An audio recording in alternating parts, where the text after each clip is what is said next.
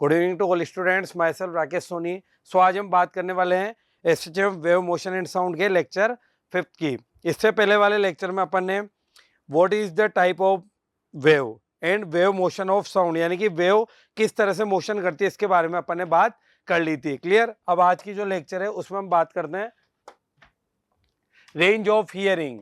What is the range of hearing? देखिए, range of hearing का means है कि हम जैसे अपना ह्यूमन ईयर है वो कितनी डेसिबल तक की साउंड को सुन सकता है। क्लियर है। और क्या उसकी फ्रीक्वेंसी रहेगी, उस सब के बारे में यहाँ पर बात कर लेते हैं। सबसे पहले बात करते हैं the human ear is able to hear a sound of frequency 20 hertz to 20 kilohertz. 20 hertz to 20 kilohertz, इतना अपना ह्यूमन ईयर सुन सकता है। Clear.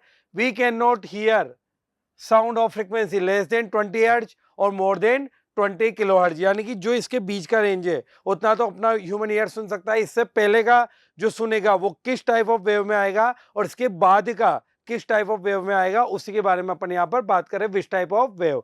This limit very person to person and with age. Children can hear sound of somewhat higher frequency से up to 30 kilohertz. Clear. With age our ability here high frequency sound diminish, और धीरे धीरे ये नष्ट होती चली जाती है। For elder the upper limit often 10 to 12 kilo hertz तक। क्लियर है। और we can take 20 hertz to 20 kilo hertz, इसमें all types of age के पीपल को अपन ने यहाँ पर कंसीडर किया है। क्लियर है। ओके। अब इसके बारे में अगर अपन बात करें तो देखिए उसको अपन इस तरह से देखते हैं। सबसे पहले देखते हैं अपन यहां से, देखिए ओडिबल वेव की अगर मैं यहां से बात करूं तो उसकी फ्रीक्वेंसी होगी 20 हर्ट्ज टू 20 किलो हर्ट्ज, इतनी अपन सुन सकते हैं इसके बीच की। इसमें ऑल टाइप्स ऑफ एज के पीपल को हमने कंसीडर कर लिया है। अगर मैं यहां से बात करूं इंफ्रासोनिक वेव, जिसको अपन IR वेव भी बोलते हैं, इसकी होती है, इसकी डेफिनेशन देखें तो longitudinal wave having the frequency below 20 hertz. अरे बात समझ में? 20 हर्ट्ज से अगर कम हुई तो फिर उसको इंफ्रासोनिक बोलेंगे। जैसे अगर अपन बात करें फॉर एग्जांपल, जैसे सिस्मिक वेव, भूकंप के जो वजह से जो वेव आती है, ब्रैकेट में लिख सकते हैं अर्थ क्वेक, एक तरह से वाइब्रेशन को अपन फील करेंगे। स्नेक जानते हो आप, सांप। अब सांप की तो कहानी नहीं होती है, फिर भी वो कैसे सुन रहा है, वो इसके वाइब्रेशन को सेंस कर रहा है। आरी बात समझ में? तो उस टाइप की वेव को अपन क्या बोलेंगे? इंफ्रासोनिक। अब यहां से अपन बात करते हैं अल्ट्रासोनिक। थर्ड है आपकी ultrasonic wave, a longitudinal wave,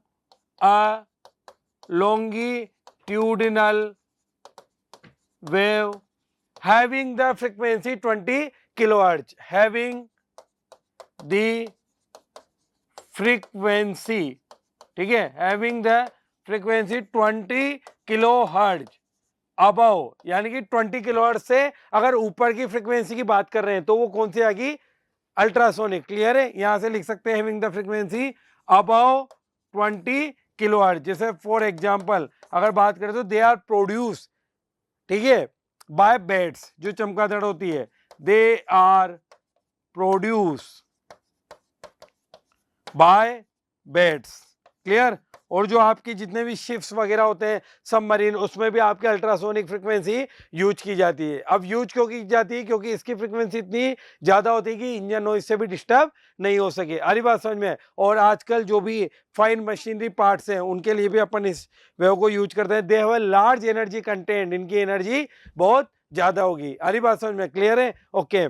जैसे आपका for the cleaning of the cloth, to kill small rats, जो आपके चूहे वगैरह होते हैं उनको भी मारने के लिए, ये सब आजकल मॉडर्न वेव में इसकी यूज किया जाता है, अल्ट्रासोनिक वेव का। क्लियर। नेक्स्ट चलते हैं। उसके बाद बात करते हैं सोनिक बूम। देखिए सोनिक बूम क्या होता है? ये अपने जनरली यूज होता है जैसे रॉकेट हुआ या कोई भी जेट हुआ उसकी स्पीड को चेक करने के लिए। जैसे अपन बात करें when a body move with a speed which is greater than the speed of sound, हरी बात समझ में, स्पीड ऑफ साउंड से अगर ज्यादा चल रही है in air then it is said to be travelling a supersonic speed. जैसे जेट फाइटर हुए, आपके बुलेट हुए, often travel a super position supersonic speed and they produce a sharp loud sound is called sonic boom। अब यहां पर जो सबसे पहले सोनिक बूम को चेक करते हैं वो करते हैं अपन मैक नंबर से। The source move at a speed greater than that of the sound wave travelling at a speed of the sound are left behind. यानी कि यहाँ ये देखना पड़ेगा कि जिस तरह से, जैसे इसकी शेप किस तरह से बनाई जाएगी वैसे इनकी शेप बनाई जाती है एरोडायनामिक स्ट्रक्चर, ताकि एयर रेजिस्टेंस कम से कम हो और इनकी स्पीड बहुत ज्यादा फास्ट हो जाए। क्लियर, उसी के बारे में अपन यहाँ पर बात कर रहे हैं। देखिए ये अपन ने इस तरह से बना रखा है। सबसे पहले देखते हैं मैक नंबर। मैक नंबर तो ये होता है आपका m equal to c by a, speed of sound in air to the speed of sound in medium. हरी बात समझ में, क्लियर। अब देखिए यहां से अपन ये देखेंगे कि आपका मेक नंबर ग्रेटर देन 1 है, लेस देन 1 है या इक्वल टू 1 है। अब यहां से अपन देख पा रहे हैं ये तो आपका बन रहा है एयर फ्लो। क्लियर, अब यहां पर पढ़ रहे when the plane speed is less than speed of sound. Clear, तो ये प्रेशर का डिस्टर्बेंस जो अपन ने बता रखा है, ये प्रेशर इस तरह से आपका डिस्टर्ब हो रहा है। Clear, then slow flying planes create air pressure disturbance, then move at the speed of the sound traveling well in front of the plane, the airflow adjusts and disturbance this disperse। आरी बात समझ में, clear. अब यहां से इसको देखते हैं। Okay, when the plane speed is equal to the speed of sound, आरी बात समझ में, यानी कि स्पीड ऑफ साउंड को अपन ने ले लिया v और इसकी स्पीड को ले लिया अपन ने a, v इक्वल टू ए। अरे बात समझ में, तो यहां से देखो ये प्रेशर डिस्टर्बेंस इस तरह से होगा कम से कम, यानी कि ये जो आपका हो रहा है ये आ रहा है साउंड बैरियर। क्लियर, यहां से अपन ने बता दिया मैक नंबर और ये हो गया आपका प्रेशर डिफरेंस। क्लियर, अब मैक नंबर आपका जो बता रहे हैं वो तो अपन किससे बता रहे हैं, m equal to c by a मतलब v बाई ए। क्लियर, अब यहां से क्या हो गया, ये तो एयर फ्लो। क्लियर, और ये क्या होगी इसकी शॉक वेव। तो पहले वाले डायग्राम से कंपेयर करें तो यहाँ पर ये क्या हो रहा है, कम होता जा रहा है प्रेशर डिफरेंस। क्लियर, यहां से लिखेंगे plane flying at a speed of sound experience a dramatic increase their drag. Drag क्या होता है, अपोजिट डायरेक्शन में जो फ्रिक्शन लगेगा एयर की वजह से, because disturbance accumulate instead of disperse the airplane is almost caught up with the pressure wave, it is the creating with forward thrust। अरे बात समझ में, यानी कि यहां से क्या होगा, जो अपना फॉरवर्ड थ्रस्ट लग रहा है परपेंडिकुलर फोर्स, क्लियर है, opposite to the direction of motion, उसी के लिए अपन यहां पर बात कर रहे हैं। Clear, okay. उसके बाद बात करते हैं अपन when plane speed is greater than speed of sound, यानी कि अपन यहां से बात करें तो v तो है आपकी स्पीड ऑफ साउंड। क्लियर है, और ए है आपकी प्लेन स्पीड। अब कौन ज्यादा हो रहा है बेटा आपका, अगर m equal to v by A देखें तो ये वाला ज्यादा हो रहा है, a plane speed is greater than speed of the sound, यानी कि a ग्रेटर देन v। इसके केस में अपन यहाँ पर बात कर रहे हैं। तो सबसे पहले देखते हैं, अब देखिए यहाँ पर बिल्कुल एयर फ्लो इस तरह से रह चुका है, ये प्रेशर डिफरेंस कर्व है, ऐसे करके ये कर्व इस तरह से आ रहा है। हरी बात समझ में, तो this is the shock wave, this is the air flow, this is the pressure difference. तो यहां से बताएंगे plane flying faster than the speed of the sound causes powerful shock wave because airflow has no time to adjust them. The sonic boom is sound associated with the shock wave. Clear? Okay. उसके बाद बात करते हैं अपन reflection of sound. अब देखो sound का reflection किस तरह से होता है। When sound wave strike a surface, they return back into the same medium। हरी बात समझ में, एक तरह से लाइट की प्रॉपर्टी को फॉलो करेगा।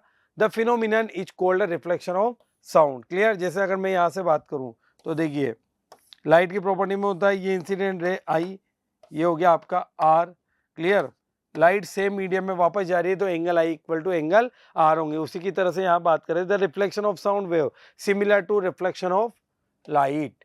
The only difference is sound wave being larger than in length acquire bigger surface for the reflection. अब लॉज ऑफ रिफ्लेक्शन की बात यहाँ से इसी तरह से कर पाएंगे अपन। देखिए सबसे पहले ड्रॉ करते हैं रिफ्लेक्टिंग सरफेस, क्लियर। उसके बाद ये बन गया इसका नॉर्मल, यहाँ से लाइट रे ऐसे आई और इस तरह से चली गई। This is the angle I, this is the angle R, ये इंसिडेंट रे और ये हो गई बेटा आपकी रिफ्लेक्टेड रे, और ये तो है इसे आपका नॉर्मल। आ रही बात समझ में, क्लियर। तो देखिए angle of incidence is equal to angle of reflection, यानी कि यहाँ से क्या हो गया angle I equal to angle R, and incident ray normal and reflected ray are lie on the same plane, clear. Okay उसके बाद यहाँ से देखिए ये हमने एक स्मूथ बोर्ड लिया, स्मूथ कार्डबोर्ड है, यहाँ से अपन ने स्टॉप वॉच को ऑन किया, क्लियर। यहाँ से अपन ने एक ट्यूब लगाई, यहाँ से टकरा के वापस यहाँ पर ईयर लगा, ईयर को अपन ने लगाया हुआ है, क्लियर है। अब यहाँ से जितनी साउंड वेव जा रही है उतनी अगर अपन को वापस मिल रही है सेम, क्योंकि ये तो कार्डबोर्ड है, स्मूथ बोर्ड है, यहाँ से जो टकराए बाद वो वापस नीचे जाएगी, यानी कि रिफ्लेक्शन होगा। तो इस केस में अपन कह सकते हैं दिस इज द नॉर्मल। तो ये वाला जो एंगल आई और ये वाला जो एंगल है वो दोनों आपके इक्वल होंगे, यानी कि लाइट की प्रॉपर्टी को फॉलो करेंगे। Angle I equal to angle R, this is the reflection of sound. ये वेरिफिकेशन है, अपन एक ट्यूब लिए, ट्यूब के थ्रू इधर स्टॉप वॉच ऑन कर ली कि कितने सेकंड बाद ह्यूमन ईयर इस साउंड को सुन पा रहा है, क्लियर। ओके उसके बाद बात करते हैं अपन application of reflection of sound, megaphone और स्पीकिंग ट्यूब्स। देखिए इसमें क्या होता है आपके यहाँ से साउंड वेव आती है इस तरह से, क्लियर है, ऐसे टकरा के और यहाँ एक इधर आई, इस तरह से टकरा के और इधर निकल गई। ये मेगाफोन स्पीकिंग ट्यूब किस लिए यूज किए जाते हैं, ताकि अपन साउंड एनर्जी को लार्ज एरिया में स्प्रेड करवा सके। When we have to call someone at a far distance से 100 metre, clear. Okay we cup our hands and call the person with maximum sound we can produce. The hands prevent the sound energy from spreading in all directions. In some way the people use shaped metal like tubes commonly called megaphone, clear है। okay the loudspeaker horn shaped opening, जैसे आजकल आपने देखा होगा जो police man होते हैं जो अनाउंस करते हैं वो मेगाफोन ही लेते हैं ताकि लार्ज एरिया में हम एनर्जी को स्प्रेड कर सकें, क्लियर है। ओके उसके बाद होता है आपका स्टेथोस्कोप। ये क्या होता है बेटा, जो डॉक्टर्स यूज करते हैं इस तरह से।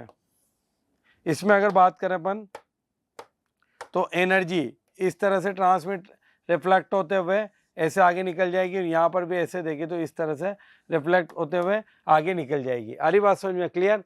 It is an instrument use by the doctor for listening sound produce with a body, with in the body, specially in heart and lungs. जो अपने हार्ट और लंग्स होते हैं उनका अपन पल्स रेट को सुनने के लिए स्टेथोस्कोप का यूज करते हैं। ये जनरली डॉक्टर्स के पास होता है, जो आपने देखा होगा गले में लटका हुआ रहता है ना। विद इन अ बॉडी और patient to picked by the sensitive diaphragm and reaches doctor ear by multiple reflections. Sound board, अब देखिए साउंड बोर्ड में यहाँ से क्या होगा, ये लिया, यहाँ से साउंड इस तरह से स्प्रेड हो गई, ये वेव आ रही है ऐसे, तो यहाँ से ये एक तरह से देखी जाए तो कॉन्वेक्स मिरर की तरह भी काम कर रहा है, क्लियर। यानी कि साउंड को ऑल डायरेक्शंस में, जैसे आपने देखा होगा ऑडिटोरियम होते हैं या सिनेमा हॉल होते हैं, वहाँ पर भी साउंड एनर्जी को ऑल डायरेक्शन में अपन किस तरह से स्प्रेड कर सकते हैं, तो वहाँ पर अपन किसका यूज करते हैं, साउंड बोर्ड का, क्लियर।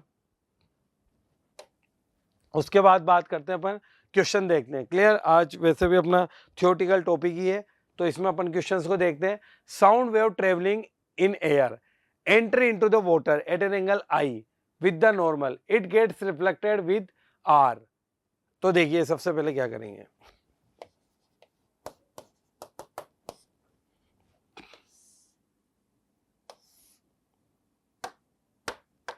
यहां से ये हो गया एंगल I बेंड हुई है सम एंगल R से, ये हो गया आपका एंगल R, क्लियर। अब ये मीडियम अलग है अपना, ठीक है, क्लियर। इसको अपन बोल सकते हैं अगर देखी जाए तो रेयर मीडियम, और इसको बोल सकते हैं बेटा अपन डेंसर मीडियम। अब हम देख पा रहे हैं कि angle I equal to angle R. अब ये रेयर मीडियम से when light ray goes from rare to denser medium after reflection, यानी कि यहाँ से क्या होगा, angle I greater than angle R, यानी कि किसकी प्रॉपर्टी को शो करेगा, एक तरह से लाइट की प्रॉपर्टी को शो करेगा, क्योंकि यहाँ पर हो क्या रहा है, रिफ्रैक्शन हो रहा है आर, तो साउंड वेव कौन सा ऑप्शन सही होगा आपका, ऑप्शन है, क्लियर है, तो यहाँ से आ जाएगा आपका option A is correct. Next question की तरफ मूव करते हैं। Consider the following two statements, clear, about light and sound, choose the most appropriate option. When light, first देखते हैं, when light and sound travel air to water, light में bend towards the normal while sound में bend away from the normal. देखते हैं, देखिए अगर यहाँ पर बात करें तो इन सब का रीजन होता है, अगर लाइट में देखते हैं ऑप्टिकल डेंसिटी, तो यहाँ पर देखते हैं when light and sound wave travel air to water, यानी कि यहाँ से अगर अपन देखें तो ये वाला मीडियम तो एयर हो गया, और जिस मीडियम में लाइट जा रही है वो क्या हो गया आपका, वाटर, क्लियर। अब ये कह रहा है कि लाइट में bend towards the normal, clear है, एंड वाहिल साउंड में bend away from the normal, यानी कि दोनों बात सही है। अभी अपन ने laws of reflection of sound में देखा, साउंड तो आपकी क्या होगी, स्प्रेड होगी लार्ज एरिया में, और लाइट रे टुवर्ड्स द नॉर्मल। अभी इससे पहले वाले क्वेश्चन में भी बात की थी, वो तो कैसी जाएगी, यहाँ से light ray I making some angle R, तो ये तो हो गया आई और आर, क्लियर है। अब ये तो किसकी प्रॉपर्टी है, इंसिडेंट रे ऑफ लाइट, यानी कि लाइट तो इधर बेंड होगी और साउंड आपकी स्प्रेड होती चली जाएगी। सेकंड देखते हैं, sound is a longitudinal wave, सही है, and light is a transverse wave. Sound आपकी लॉन्गिट्यूडनल है ही सही, स्पीड ऑफ साउंड अपन ने बात की थी 340 मीटर पर सेकंड, और आपका जो लाइट है वो ट्रांसवर्स वेव है, EMW, क्लियर है। लेकिन इसका और इसका कोई भी लेना देना नहीं है, वो दोनों अपनी जगह सही है, लेकिन this is the laws of reflection of light and this is the property of light.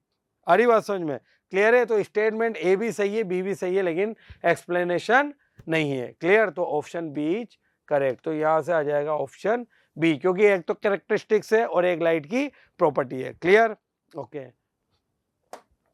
Okay तो ये था आज का बिल्कुल थ्योरेटिकल टॉपिक था, जिसमें अपन ने सोनिक बूम को देखा, laws of reflection of sound को देखा। अब नेक्स्ट में अपन इको वगैरह देखेंगे, फिर वहां पर ही अपन इसके कुछ रिलेटेड क्वेश्चन करेंगे। Okay, thank you.